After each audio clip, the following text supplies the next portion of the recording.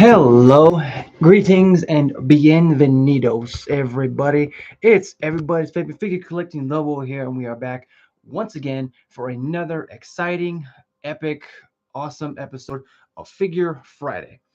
Well, I'm pretty sure that according to the astrological signs and stars in the skies, it's that special time of the week where we spend some quality time together and basically nerd out about all things figure, funko, merchandise, memorabilia related of all kinds, shapes, colors, and sizes.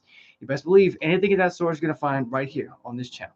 Now, before the holy moments, before we get into the good parts of tonight, if you haven't already, please do me a favor and go grab yourself something to eat, something to drink, a snack if you want to, because I want you guys to feel as at ease as possible. Because this is a green zone, safe zone. Everybody's welcome. You're free to come and go as you please. I hold nobody here. Everybody's welcome. And we're coming at you live, not only from my TikTok, but also from my YouTube channel. The link is in my bio if you guys want to check that out. But please go and open up yourself, and then I'll be here waiting. And don't even worry about me, because I actually had dinner not too long ago, and it was delicious. Plus, I know that normally I would always have like a Sprite or something with me here, but tonight I kept telling myself that this year I would need to increase my water intake. And so that's what I'm going to do. I'm going to try to dedicate myself to doing that a whole lot more, honestly. So either way. But yeah. So tonight we're going to get ourselves jump started. I hope you guys are being safe.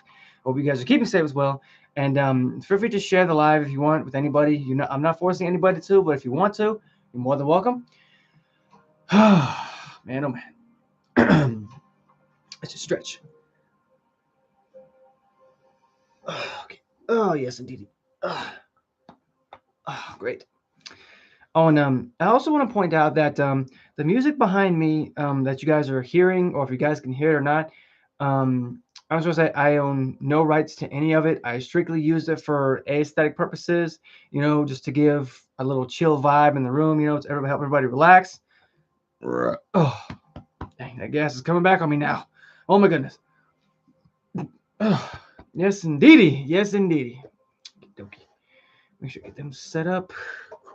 One more swiggity swig here. Swiggity swoogie, I got the water. Oh, dang, that was close. But also, I want to ask before we go any further, how is everybody? Like, because I want you guys to know that your mental health is important to me. I know that a lot of folks out there, apologies, we're still kind of complete strangers, and that's normal. But I want to know, I want you guys to know that I am here for you. You guys are breathtakingly awesome. You are essential. You are necessary. You're needed. You guys are awesome, and I appreciate y'all so much, really. So again, just keep on keeping on, keep doing your thing. You are appreciated. But we have hit that marker, so we are going to go ahead and get started. I invite you guys to please sit back, relax, take your feet up, take a deep breath,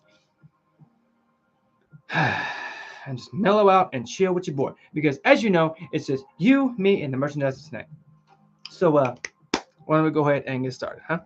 I want to say hello and welcome back for those who are just joining us on this fine Friday evening, as I bring you episode 5 of season 5, Figure Friday. Now, so for tonight's figure festivities, we'll actually be leaping into the MCU to introduce a pair of Funkos straight from one of the most underrated shows, in my opinion. I mean, it stormed onto the scene in 2022, but personally, I watched every single episode when it came out, and I thought it was a triumph of a show. Really, I thought it was great. But the show aired on Disney Plus, and in my opinion, I thought it was good. But this particular series, however, revolves around a certain hero who fights crime under that big white ball in the night sky, the moon. So, with that being said, folks, first up, we're going to be introducing our first very suave and well-mannered alter ego of that certain white hooded vigilante who prowls the rooftops and sometimes, if he gets lucky enough to, get teleported to Egypt. So, ladies and gents, please help me welcome to the pack, Mr. Stephen Grant, aka Mr. Knight. Yes, yes, that's right, folks. The smooth-suited badass from the hit Moon Knight series of Disney Plus is making his debut this fine Friday evening. Does he have a stand? No? Okay, cool. I gotta make sure they don't have a stand because I have a habit of throwing away the boxes before I actually look into them sometimes. So, uh, yeah. Okay. Okay, and then give you guys a look at them. Bam. And as you can see, again, he's sporting the white suit, the white mask, the crescent symbol on his head right there. And then also, he's making his debut, but also he brought with us a small little bit of history about him. Now, other than being literally encased in swag and a very well tailored suit, he's actually he I hold on. Before I say this, I just want to say some spoilers will be issued, so I do apologize about that. Now, in this particular series, it follows a man named Stephen Grant, who is a British museum worker who actually becomes Mr. Knight when serving as the moon god's avatar, and I'm sorry, the moon god Khonshu's avatar. And of course, Mr. Knight, the thing that sets him apart from Moon Knight is the fact that he wears, again, the crisp all white bespoke suit, a white shirt, white tie, white shoes, and of course the crescent moon symbol in his head. And it's actually the thing that sets him apart is that when Moon Knight takes over, that's a different persona. But when it's Mr. Knight, that's actually when Steven is in control. And he also wears the white gloves and the white mask, again with the outline of a crescent moon right there on his forehead. Um, and he's basically, alternatively, a basically more relaxed and approachable persona of Moon Knight. And it's not to be confused, because I understand like Moon Knight, he does carry a lot more abilities, but Mr. Knight, he's not to be stepped over due to the fact that he does carry a pair of batons with him. He does have increased strength, increased durability. Um, I cannot say for certain the depths of his strength, but you do get a pretty good feature. Look at that whenever he goes into battle in, I believe it's episode 2, which was named Summon the Suit. And of course, not only do we get a more like a better look at each suit, including the Moon Knight suit and Mr. Knight's suit, but he does go to battle with the creature that was chasing him, which is a jackal. And of course, it was demonstrated, his durability, because it's true, Stephen Grant, he wasn't really the best fighter, but due to the fact that the jackal literally picks him up and tosses him into a car, and he gets up and walks away like it was nothing. I mean, it did hurt him, but I mean, I think to me that says a lot about the character, Mr. Knight. Now, again, that was only a small bit of history that I was able to learn about him, but I did find out some pretty interesting facts here. But did you guys know, as I said, he's actually just as dangerous as Moon Knight. Now, I understand the Moon Knight, he's here, but Mr. Knight, he's literally right there. He's basically neck and neck with Moon Knight. Um, Another fact is that he first appeared in Moon Knight number one. Oh, I'm sorry, Moon Knight issue number 1, which was back in 2014, I believe. I'm sorry. My apologies, folks. Um, and also, probably one of the more like cooler facts is that when he does go into Mr. Moon Knight version, not Moon Knight, but Mr. Knight version, the eyes of the mask that he's sporting, they literally lit up brighter, just so bright enough to where he can literally see like a few miles ahead of him. And that's probably the more interesting fact that I did find out about him. And now I understand, like I said, most people would not really put him in the same ballpark as Moon Knight, but due to the fact that they're literally neck and neck when it comes in terms to power and durability, I'd say that's a pretty good I don't know, round figure. So I think Mr. Knight deserves his time in the limelight because he is a badass, really. That's just my opinion, honestly. I understand everybody's different, but that's just me, honestly. Oh, goodness. Okay, we're going to get a little water. Oh, my goodness gracious. Okay. go ahead and put Mr. Knight right here. Oh, good. He stands up. I'm so glad because I'd be very, very upset if he doesn't stand up without a stand, really. I hate when that happens, but either way, I make it work. Really, I make it work. Okay. You guys good? I want to make sure you're good before we continue, really. Okay. All right, let's go ahead and move on. So, next up, we're going to be stepping away from the night portion of this particular episode, and we're going to be stepping into the archaeological department. We're going to be introducing our next lovely guest of the evening, of course. In the beginning, I didn't really understand this character's development or like her connection to the main character, and that honestly it threw me for a loop. But it was actually when I found out she was actually the wife of that main character. So please, ladies and gents, a big Wolfpack welcome to Miss Layla El Faouli. I hope I said that right, because I mean I'm terrible at these last names sometimes, Okay, but of course, Mr. Mark Spector's Mrs. has graced us with her presence, and of course, okay, she has a stand. See, I'm happy I pulled that out, really.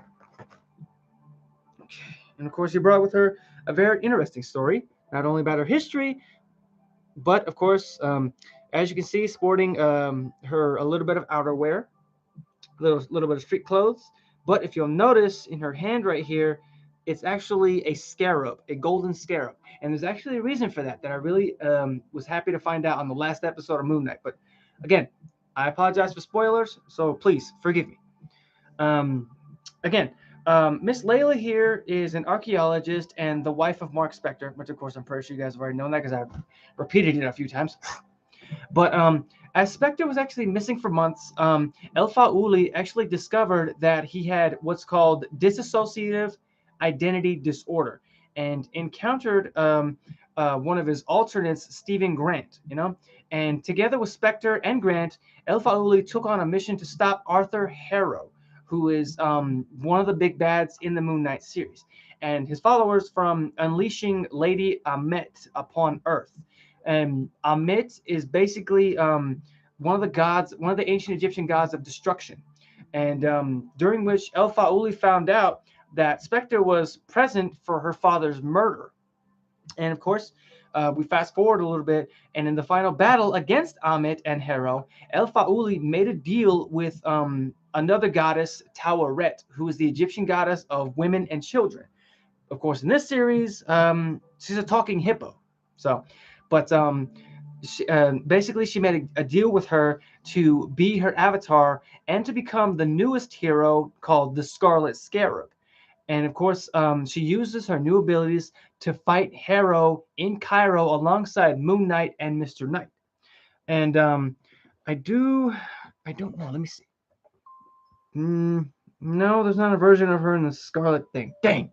I'm pretty sure they're going to make one. I mean, that's one thing I respect about Funko is that they always like to go the extra mile when it comes to bringing characters to life, But I did find out some pretty interesting facts about Miss El Faouli here.